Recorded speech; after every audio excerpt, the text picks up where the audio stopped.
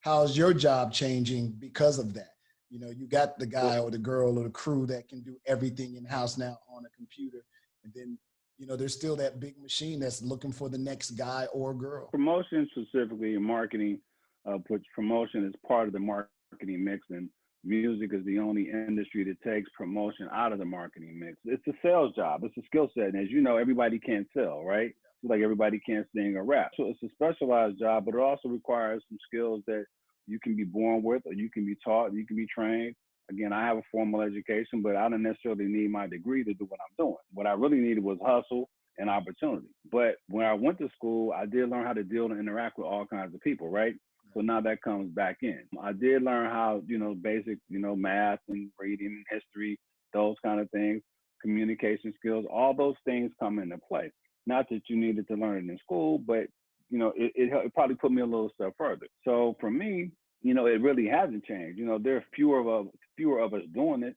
When I got into the business, there were, I think, last time I counted, over 21 major record companies within 7 distribution systems. So now there's Sony, Warner Music, and Universal. There used to be BMG was separate. It was Sony, BMG, I think MCA, Polygram. Like there were like 7 different big companies, and then each one of them had 3 or 4 smaller companies underneath them. So since I started, we've gone from 21 to basically 10, and from 7 to 3.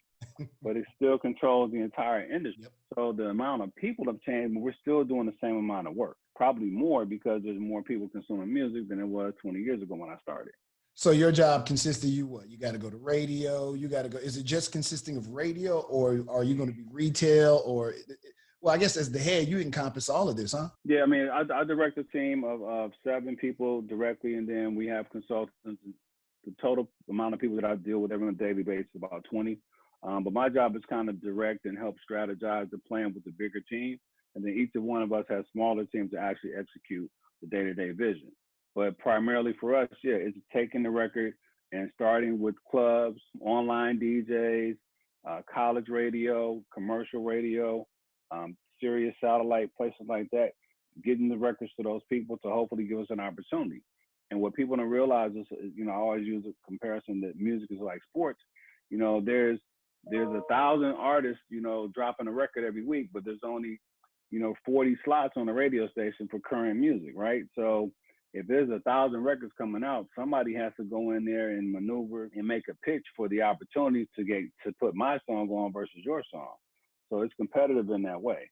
So, but that's the primary thing in music. You know, radio specifically is such a huge part of the American. You still think that's important in this day and time? That radio still that absolutely important? Yeah, I mean, listen, I mean, anything that's free is going to have a life cycle. Now, how it's used and how it's consumed, I mean, on-demand radio is probably where we are and where we're headed. You know, you have a couple apps where you're mixing, you have playlists. You know, you can go, Alexa, play my favorite radio station, whatever market you're in. So on-demand radio is probably where we're headed, but just because of the fact that the radio is free, you know, everyone doesn't have, you know, access to Apple and Spotify and Pandora, either by choice or just because economically it doesn't fit their lifestyle. Yep. So anytime you have a free something or something you got to pay for, there's going to be an opportunity for people to get introduced to it. And also, too, you know, when we're driving in our cars, you know, radio between in the mornings when people are commuting to and from work, and in the evenings when they're commuting to and from work, you know, those are the highest listening times for radio, and that's commercial, right? That's where we sell commercials. And people want news, traffic, weather, because again, those are things you can't get while you're listening to your iPod, your iPhone rather, or even listening to Spotify. You need to be connected locally what's going on. And right now with COVID specifically, as I'm reading the trade, and I'm sure you are too, local radio is becoming even more needed, even though they're not making the revenue they were because people aren't shopping. But the fact that it's a center for people to get information, and which is why they started in the first place, is absolutely something that we need. So I don't think it's going to go away in our lifetime. Maybe our kids, you know, will probably phase it all the way out. But I think we have a couple good decades left of radio as we know it. Interesting. In my opinion. I'm glad you brought that up because you have 2 artists on your label. Is Beyonce still distributed through you guys? Yeah, she has a partnership with So here it is. You got, I'm going to take these 3 different, very unique artists, a Beyonce, a Tyler, creator, and the little Nas X. Beyonce probably at this point, she's probably a bad example because at this point, Beyonce just said she's dropping the record tomorrow everybody goes to try to get their hands on it. So that Absolutely. might be a bad example. But let's take Lil Nas X, who started this thing virally on TikTok. And then you got somebody like a Tyler who really never was a radio kind of like guy. His fan base are just hardcore. We love Tyler. Like I was even jamming Tyler, but you listen to it, so like, how do we get this on radio? You don't know. Right. But the guy's super, super talented. How when he comes to a label, how hard is it for you guys to convince these guys to deal with you? Because Tyler was one of those ones. He probably could have walked away from the deal, but for some reason, something was very exciting about this deal for him. So how do you guys position these things? And again, 3 totally different types of artists as well. Well, I mean, you think about it, it's all about a need, right? Going back to my comment earlier about radio, about the major labels being the big machine, right?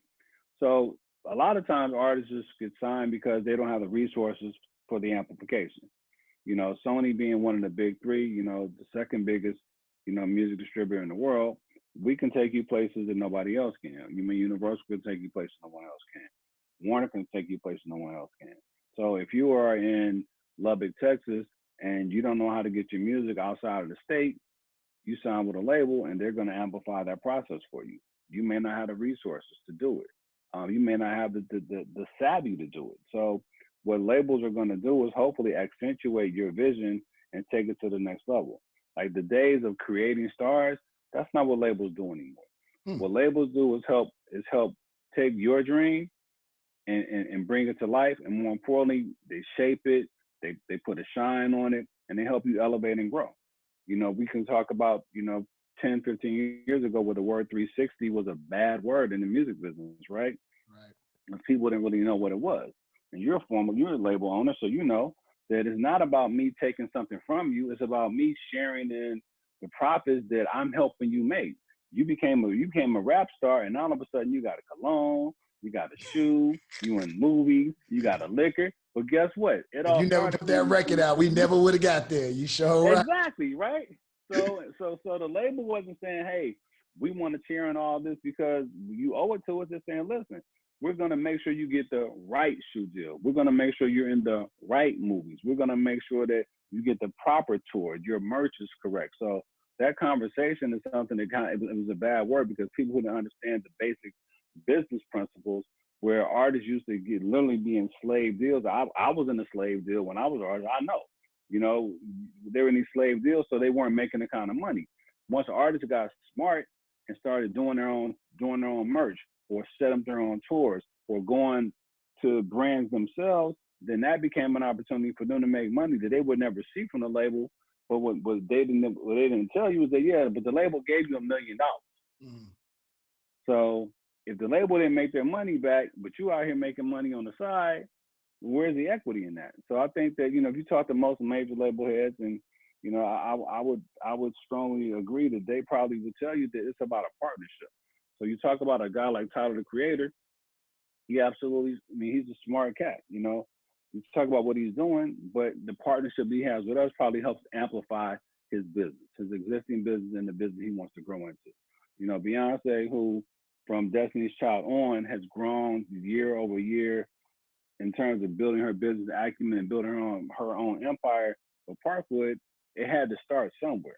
You know what I'm saying? So before there was Beyonce, Queen Bee in the Beehive, there was Beyonce and Destiny's Child. And all those years of hard work and labor together, they grew into a business, So you think about that type of industry, doesn't mean that she can't do it on her own, but it's always better to do it with partners. And then a guy like Lil Nas X, and you can pick, he's not an anomaly. He's special because, he did it his way. But again, what he was doing on his own, selling 1 million records by himself to selling 15 million records by being to a label. So it's just a conversation about what you need as a business for person and opportunity. And I think all these artists today, they want to be businesses. They all are brands, and it's about a conversation of their maturity and how you get them to that place. But the bigger conversation is, they keep coming back to the labels because there's something here that's valuable. And that's people who have decades, sometimes multiple decades of experience, right? the relationships that you may or may not have. You may be, we have an artist right now who's very introverted and very shy, right? And so some of the things he wants to do, Can you speak on that artist? Or you don't have to? we will name nameless, Okay. but an artist, like that who is shy may need somebody like on our team to be able to speak his vision for him. Right. Or you have artists who might be stage fright, right? Like Sia, she could barely tour, right? Because she said she gets stage fright. Right. There's a function in the label for people in marriages and personalities between the artists and the executives who run the companies to build a business that we all can benefit from, and ultimately, hopefully, everyone is happy. Nobody, listen. If you work at McDonald's, you're not gonna be happy every day. If you're in a partnership with Nissan, you're not gonna be happy every day. So why would you be happy every day in your partnership with a major corporation? That's just a fact. You just got all all the right things to say, don't you? But I can tell you've been in business for a long time dealing with artists. You know all the perfect look, Beyonce. We're not gonna always get along here, but we're family and we'll make it work.